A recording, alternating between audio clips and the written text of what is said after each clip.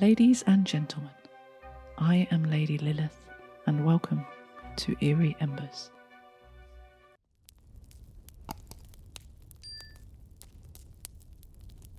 Vixiana.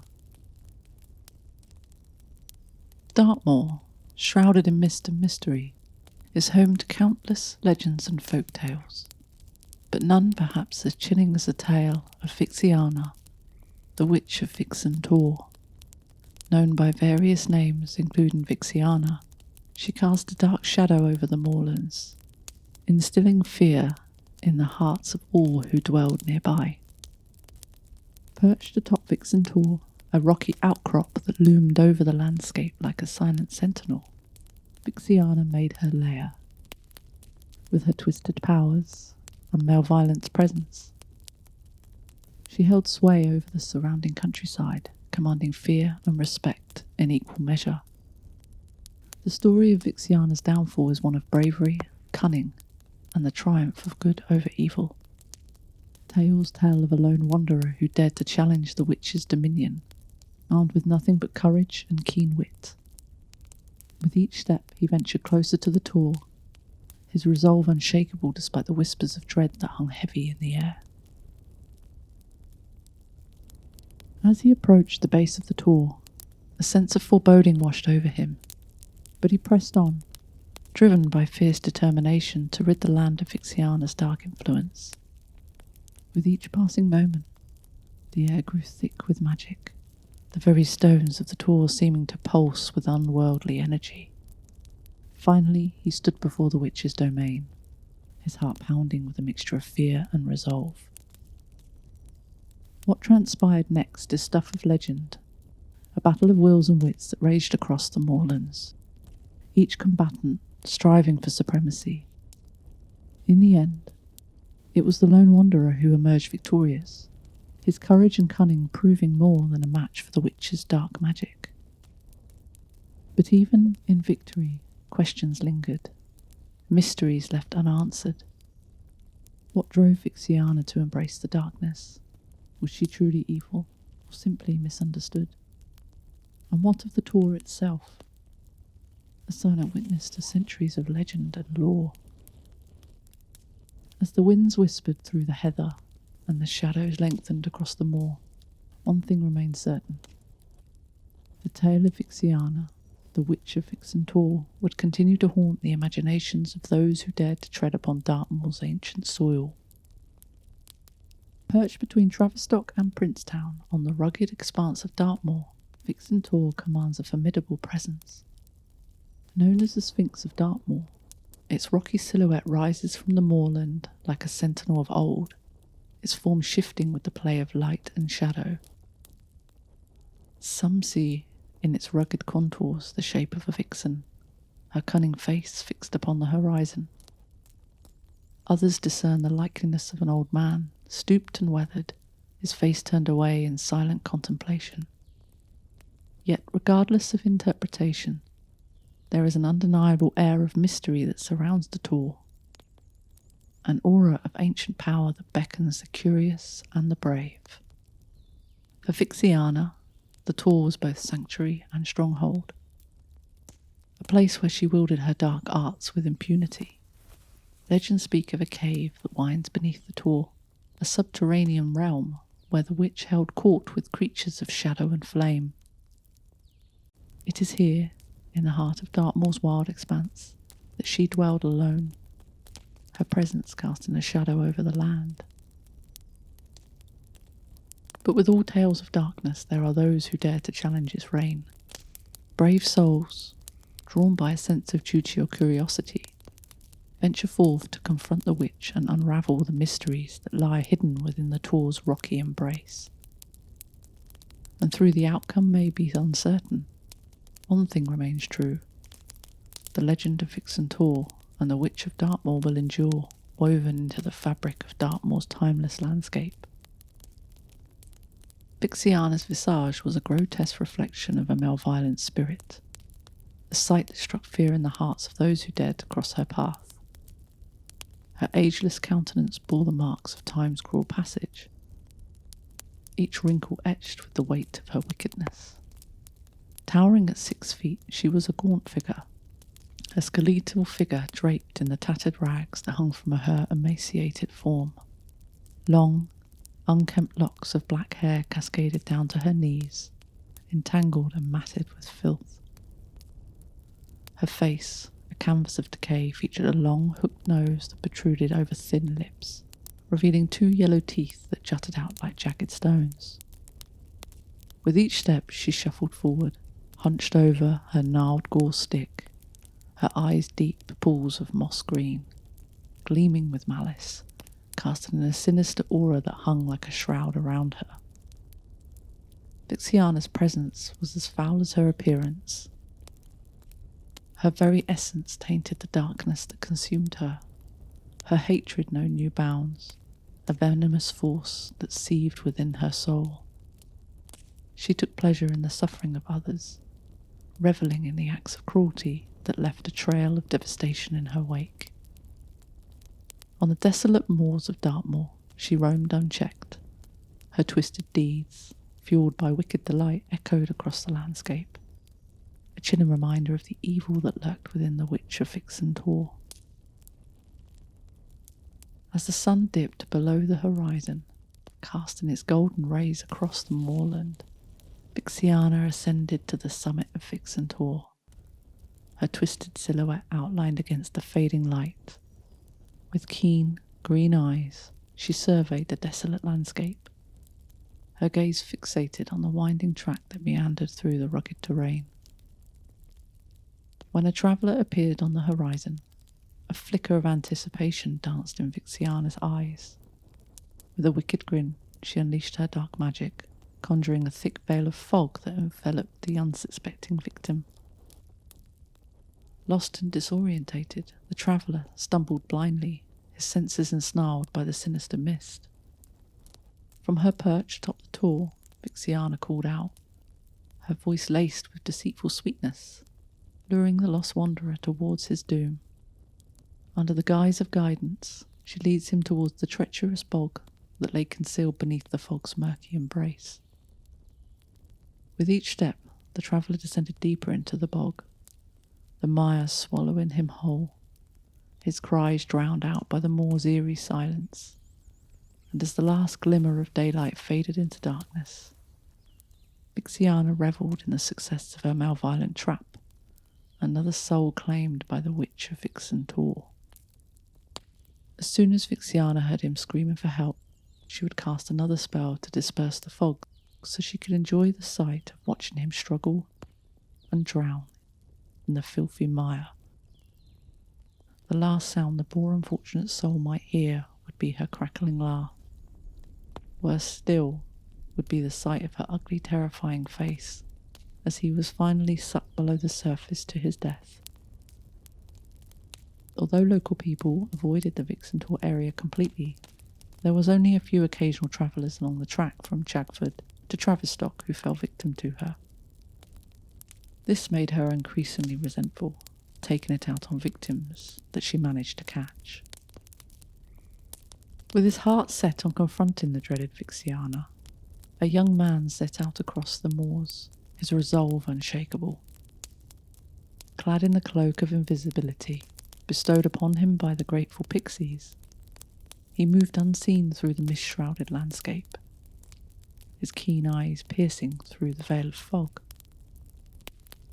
As he neared Vixen Tor, the young man felt a surge of adrenaline coursing through his veins, his hatred for witchcraft fueling his determination. With each step, he braced himself for the encounter ahead, ready to face the malevolent sorceress head-on. Finally, he reached the base of the tor, where Vixiana's foul presence loomed ominously overhead. Drawn upon his unyielding courage, the man ascended the rocky slopes, his eyes scanning through the surroundings for any sign of the dreaded witch. And then, as if summoned by his unwavering defiance, Vixiana materialized before him, her twisted form illuminated by the fading light of day. But to her surprise, the young man stood his ground, his gaze unflinching as he met her stare. With a voice laced with venom. Vixiana attempted to ensnare him with her dark magic, but with no avail, for the young man, empowered by his hatred and protected by the pixies, remained steadfast in his resolve. Unfazed by the thick fog that enveloped the moors and Vixen Tor, the young man pressed on, his eyes piercing through the mist with ease. As Vixiana waited eagerly for the sound of his impending doom, she was met with silence, her anticipation turning to frustration. Unable to comprehend how her spell had failed to ensnare him, Vixiana listened in disbelief. The young man emerged unnoticed and unscathed from the fog, his determination unyielding. With each step he took, her anger grew, her plans thwarted by the unexpected resilience of her would-be victim. As Vixiana scanned the mist-shrouded moor, her senses heightened by anger and frustration, she remained unaware of the invisible presence standing beside her. The young man, concealed by a magic ring, observed her every move, his disgust mingling with determination. With each breath he endured the foul odour emanating from the witch. He was unwavering, despite the discomfort. As Vixiana continued to search for him, oblivious to his proximity, he seized the opportunity to confront her. Summoning all his courage, he reached out and touched her, his invisible hand sending a shiver down her spine.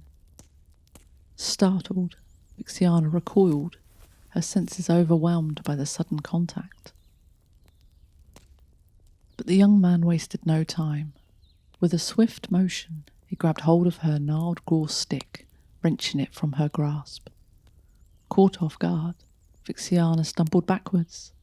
Her fury giving way to fear, she realized she was no match for the invisible assailant.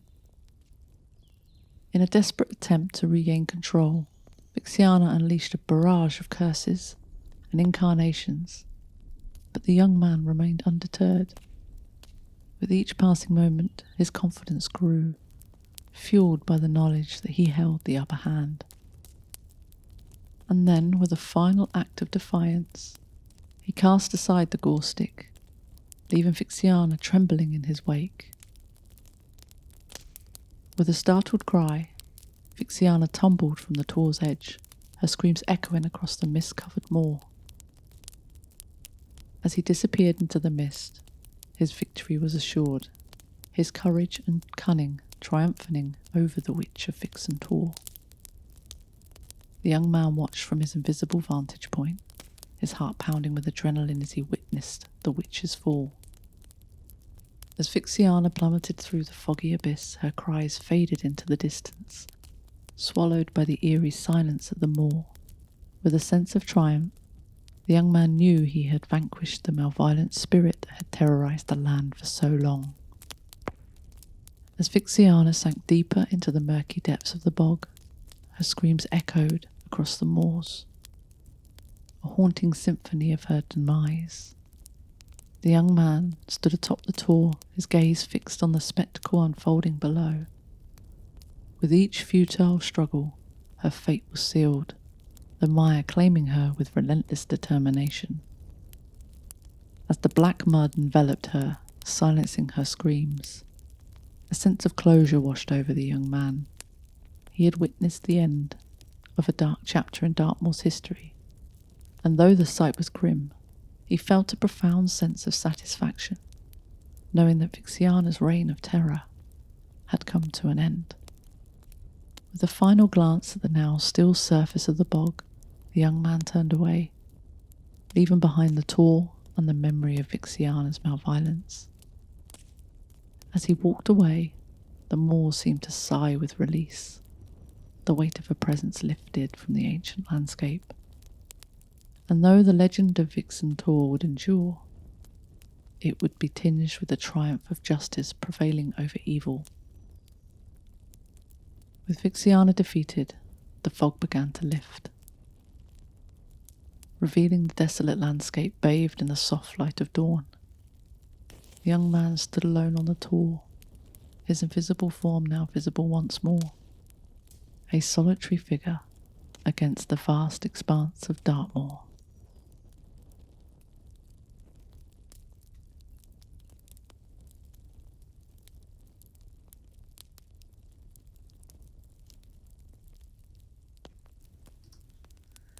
The story of the orphan baby named Mary J., born out of necessity in the late 18th century, carries with it echoes of both hardship and resilience.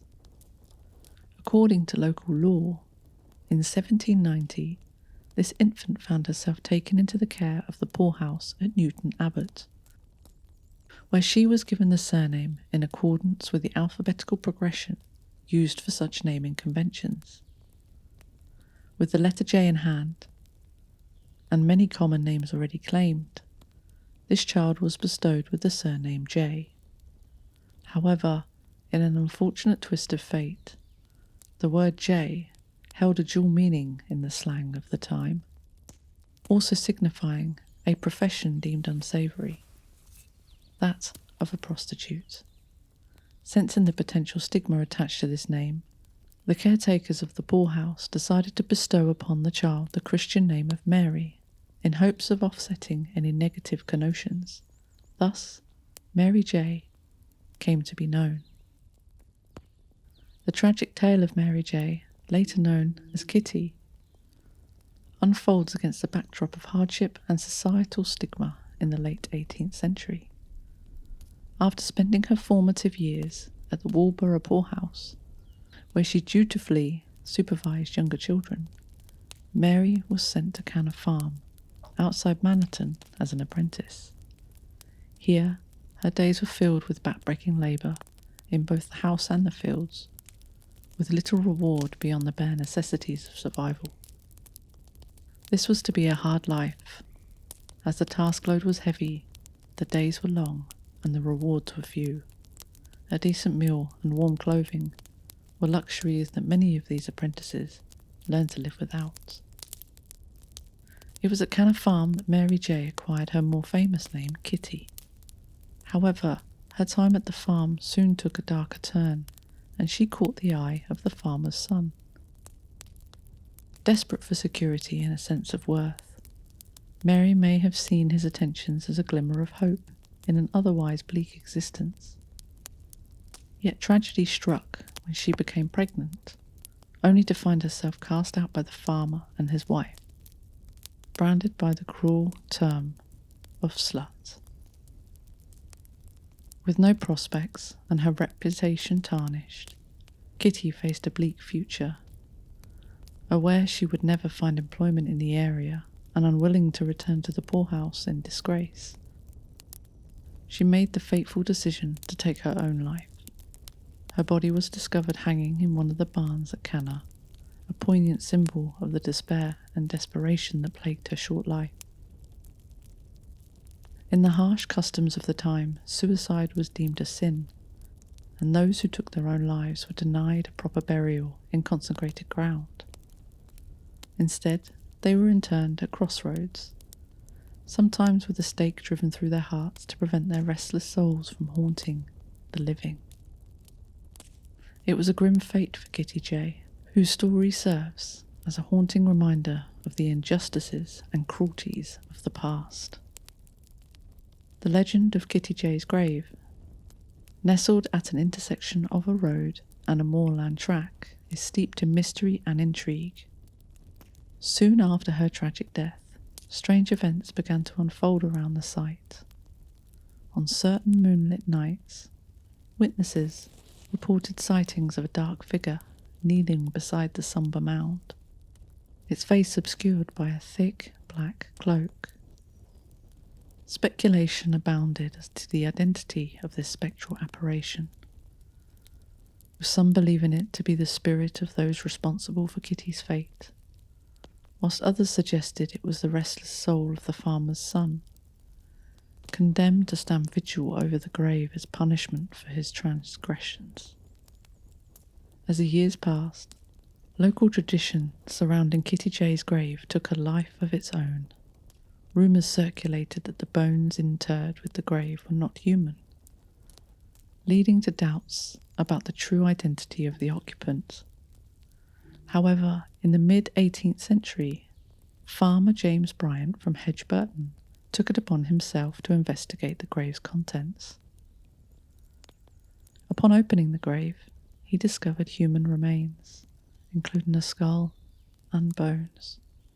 His son-in-law, Dr. J. W. Sparrow, confirmed through examination that the skull belonged to a female.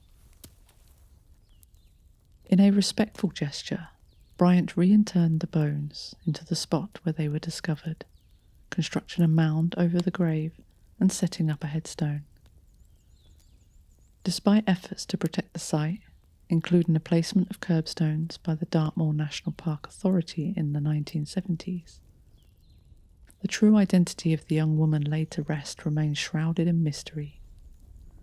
Whether the grave belongs to Kitty J, Mary J, or another unfortunate soul, the enigmatic allure of Kitty J's grave continues to captivate and intrigue visitors to this day.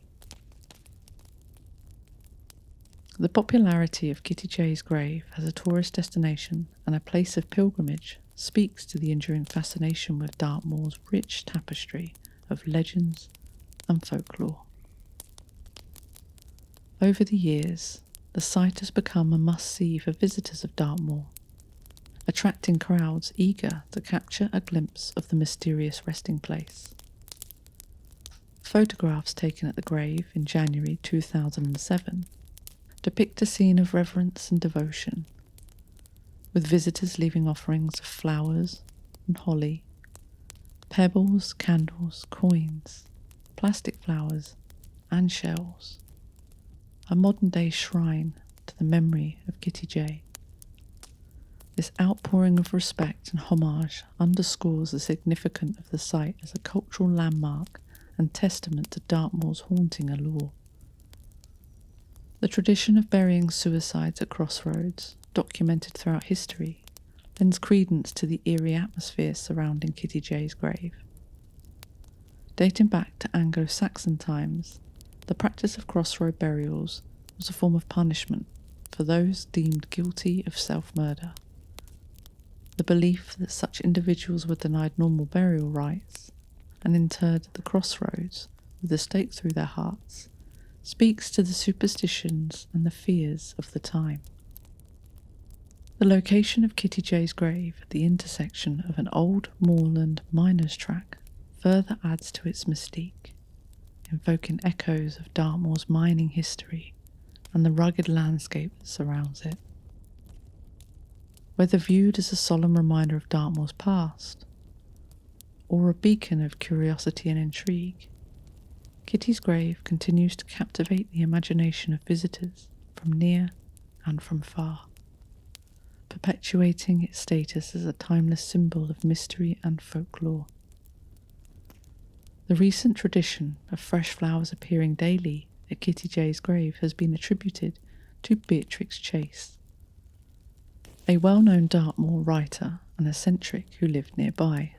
Her frequent walks on the moors and the connection to the area led many to believe that she was the one responsible for this practice. However, since Chase passed away in 1955, the question arises: who continued placing flowers after her? During the foot and mouth outbreak of 2001, the moor was virtually closed to visitors, leading to a rare absence of flowers at the grave. However, aside from this brief hiatus, the tradition of leaving floral tributes has persisted, evolving from a simple gesture to a phenomenon of votive offerings of various kinds. As visitors flock to Kitty's grave, the offerings left behind have grown in diversity and abundance. From flowers and coins, candles and shells, the grave became a focal point for the acts of remembrance and reverence. Some speculate about the possibility of miracle cures being attributed to the site, further enhancing its mystique. During a visit in April 2008, One observer noted a plethora of offerings surrounding the headstone, marvelling at the sight despite the financial challenges of the time. The accumulation of offerings has reached such proportions that it resembles a dry wishing well, with visitors leaving tokens of their hopes, prayers, and gratitude. Despite the absence of fresh flowers on this particular occasion, the tradition shows no signs of waning. Whether the offerings are genuine tokens of respect or simply acts of superstition, Kitty J's grave continues to inspire awe and fascination, its significance transcending time and circumstance. Kitty's grave was also the inspiration for a story by John Galsworthy called The Apple Tree, which was written in 1916. The story starts with some visitors to the moor. It was she who had stopped the car when the common rose steeply to the left, and a narrow strip of larch and beech, with here and there a pine. Stretched out towards the valley between the road and the first long high hill on the full moor, she was looking for a place where they might lunch. For Ashurst never looked for anything, and this, between the golden firs and the feathery green larches smelling of lemons in the last sun of April, this, with the view into the deep valley and up to the long moor heights, seemed fitting to the decisive nature of one who sketched in watercolours and loved romantic spots. Grasping her paintbox, she got out. "This will do, Frank." Ashurst, rather like a bearded skiller, grey in the wing, tall, long-legged, with a large remote grey eyes which sometimes filled with meaning and become almost beautiful, with a nose a little to one side and bearded lips just open. Ashurst, 48 and silent, grasped the luncheon basket and got out too. "Oh, look, Frank, a grave."